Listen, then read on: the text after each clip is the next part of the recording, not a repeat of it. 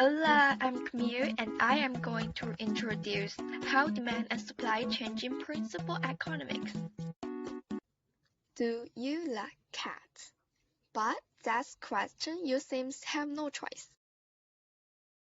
Before I start, I will use this game as a metaphor for what I will talk in my animation. Well, you can see in this game, if I put food and goods, I can gain a lot of cat customers. So, the more goods and food you get, the more customers you get. In return for your goods and food, cat will give you fishes. The fishes can buy more goods and food in this shop. By contrary, it will get less fishes.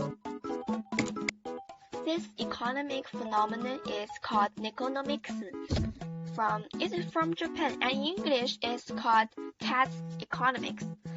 That is integrating the image of cats into products to promote our consumption. And this is the cat economics. Okay, it's class time. The first part I will introduce is the circular flow of economic activity. It includes 4 parts: firms, households, output market, and input market. And the circular flow model provides a look at how markets work and how they are related to each other. It shows flows of spending and income through the economy. It shows flows of spending between household and firms through product and factor markets. The inner area shows goods and services flowing from firm to household and factor of production flowing from household to firms. The outer follows shows the payment for goods, services, and factor of production. Second, I will show how and what caused the change in demand and supply. Attention! This is the background of my example. It has 2 importance. The first one is the coffee is $6 per pound, and the second is 25 million pounds of coffee per month. And in this situation, the market for coffee is in equilibrium. When the demand is increased, as the price rises to the new equilibrium level, the quantity supply increases to 13 million pounds of coffee per month. Notice that the supply curve does not shift, rather there is a movement among the supply curve. What causes the demand increase in coffee? 1. A lower price for complement to coffee. 2. A higher price for substitute for coffee. 3. An increase in income. 4. An increase in population. 5. A change in buyer reception and also good reception of coffee market.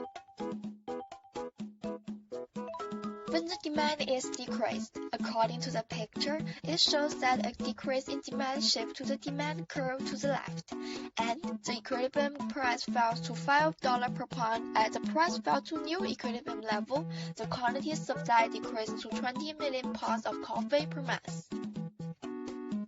Let's talk about what causes the demand decrease. It's all the opposite of the increase.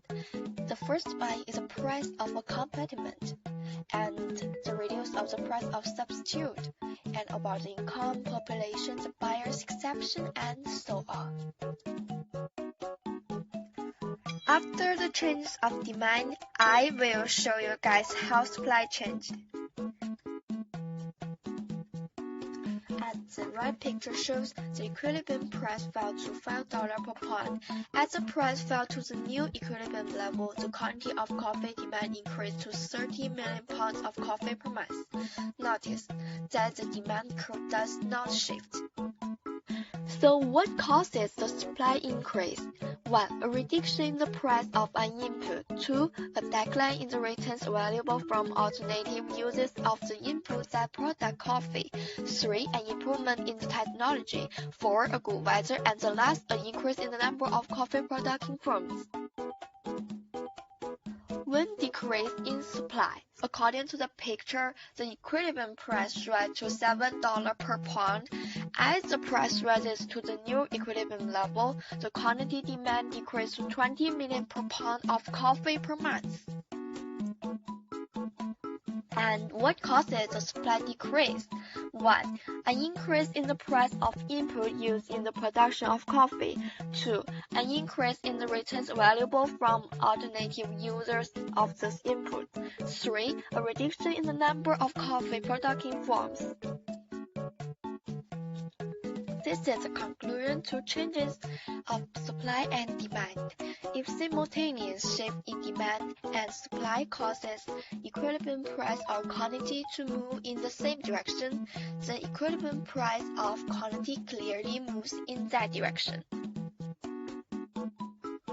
If the shift in one of the curves causes equilibrium price or quantity to rise, while the shift in the other curve causes equilibrium price or quantity to fall, then the relative amount by which its curve shift is critical to figuring out what happens to the variable.